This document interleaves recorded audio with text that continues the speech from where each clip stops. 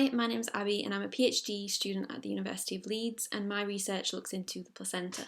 If you want to find out more about the placenta, what it is and why we research it, then you can view my Research Nights in video below. But today we're going to do some placenta themed printing activities. So if you manage to receive a kit from us, then you should have all the equipment you need to do lino printing and monoprinting. If you could not receive a kit from us, then it's fine. We do have a simplified monoprinting activity, which is at the end of this video, that you can do with equipment that should be more easily available to you. If you did receive a kit, you should have a pre-carved piece of lino, which we have made for you. So there's a few different designs. Some of them have been made by myself and some of them have been made by Rachel, a postdoctoral researcher in our lab group. Each design is slightly different and they're all related to our research. So in your pack you should also have a fact sheet which will explain more detail behind the design and what it's all about.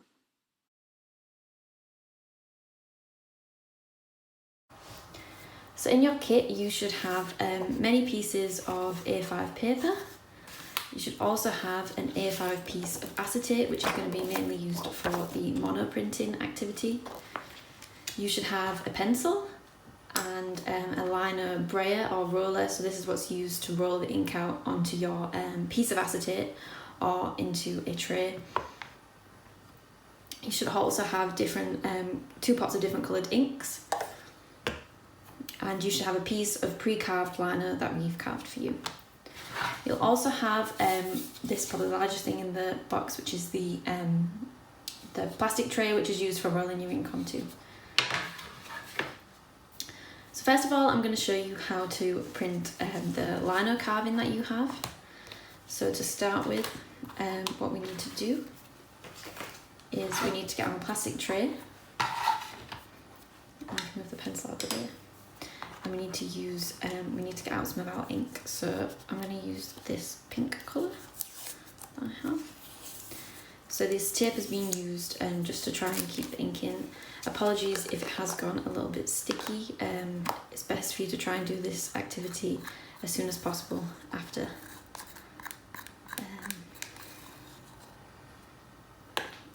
receiving your... So this is an old pot that I've been using for a while that I mixed with different colours. So there's not that much in there, but you should have more ink than that. So you can kind of play around with the ink a little bit to start with. And then you can use the brayer to roll the ink out. So you just start by going down and just rolling it from side to side. So you don't want to put too much ink on because it'll get really sticky and tacky. But if you just get it to a nice consistency, so kind of you can hear this like noise where it sounds like it's nice and evenly spread, and then you should be able to see that on your brayer that it's kind of nicely spread throughout. So I'm kind of ignoring this sticky bit at the top. And then what you do is you'll take your piece of lino and make sure you have your piece of paper ready as well.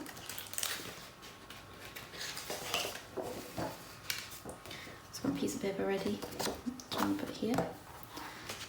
And you're gonna roll, just quickly get a bit more ink on there, and then you're just gonna roll it carefully onto your piece of lino.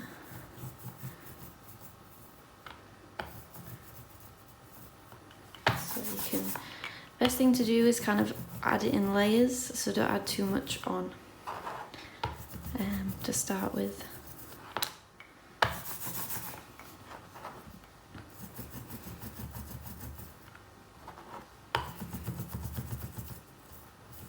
So I like to add a few layers and go in different directions.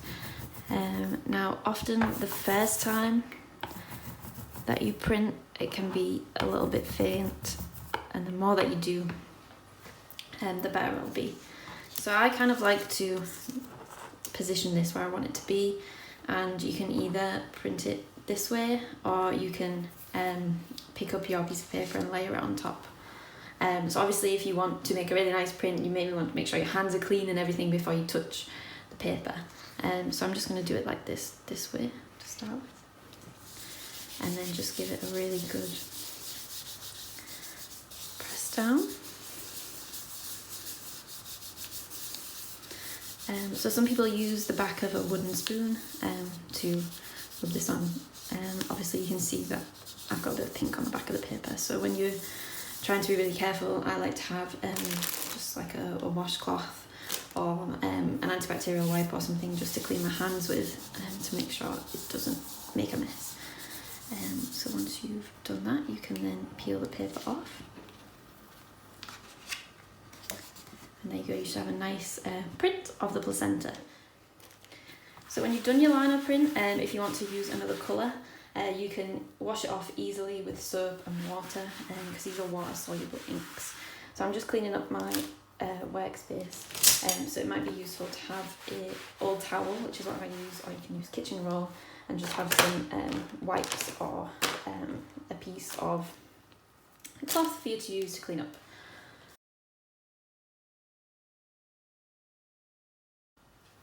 Okay, so now I'm going to show you how to do some monoprinting, which is using your piece of acetate that has been given.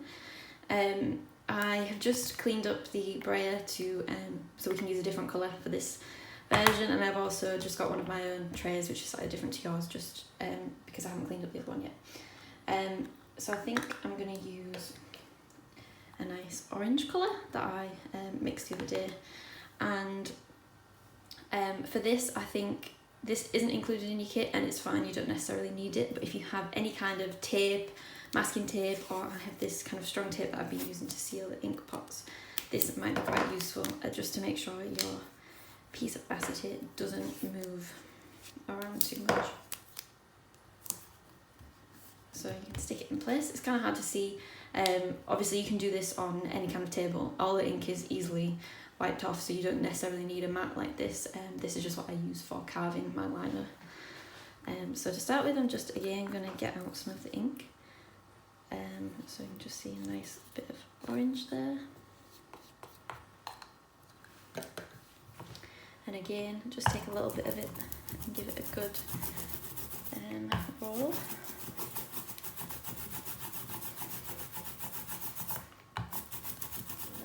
So all you do this time is you actually put your ink all over your piece of acetate.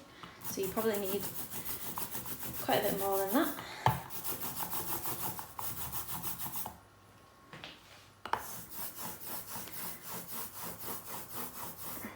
Probably even more than that as well.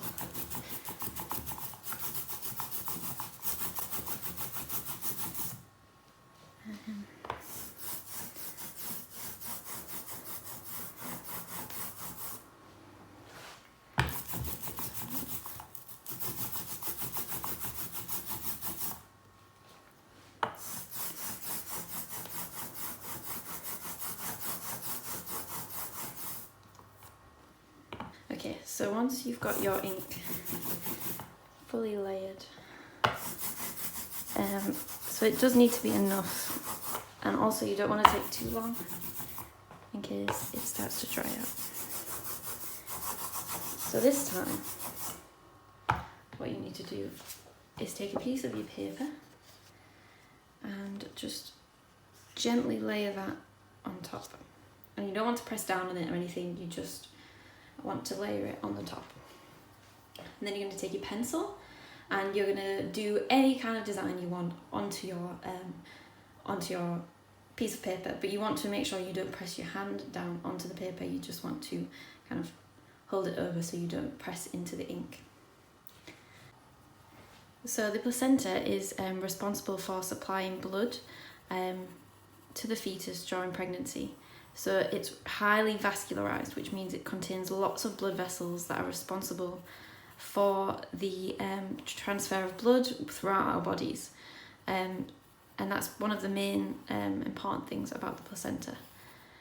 So if you kind of looked at the placenta and if you printed the placenta itself, you would see this kind of tree-like structure. So these are all the different blood vessels within the placenta.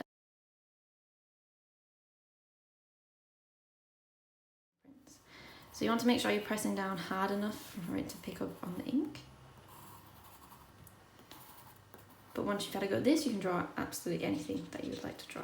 So then all you do is you peel it off very slowly, and then there you have a nice monoprinted placenta. So I think this technique is really cool because even though you kind of get some of the background, it adds kind of a nice effect to the monoprint.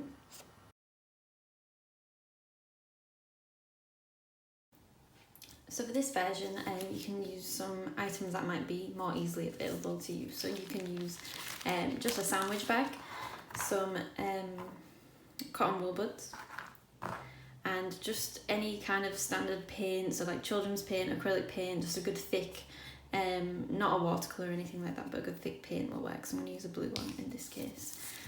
So same as before, it's probably useful if you tape down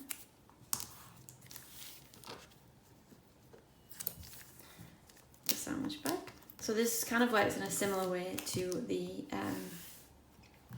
acetate, and you could also use this to roll out the ink if you did have printing ink as opposed to paint.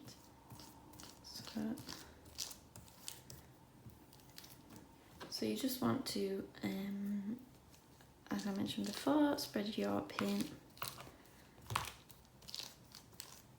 onto sandwich bag, and you don't want too much that it gets all sticky, but you want just enough. So what you need to do is you need to get your cotton wool bud to remove the ink. So I'm just going to tell you a little bit more about the umbilical cord. So the umbilical cord is what connects the placenta to the fetus. So say this is the umbilical cord here, and this is branching into the placenta. Very simple diagram. So within the umbilical cord we have the umbilical vein, which branches off into these tree-like structures that I mentioned before. And the umbilical vein carries oxygenated blood which has come from the mother. So at this side we will have the maternal veins, the maternal arteries, which supply blood to this intervillar space, and the umbilical vein takes this back to the fetus. But also within the umbilical cord we have two umbilical arteries, so two of these, and these are what supply the blood from the fetus to the placenta. So a very simplified diagram of the placenta. So then we've got the image, so we just need to get our piece of paper and layer that on top, and this time we need to press it down because we want the paint to go onto the paper.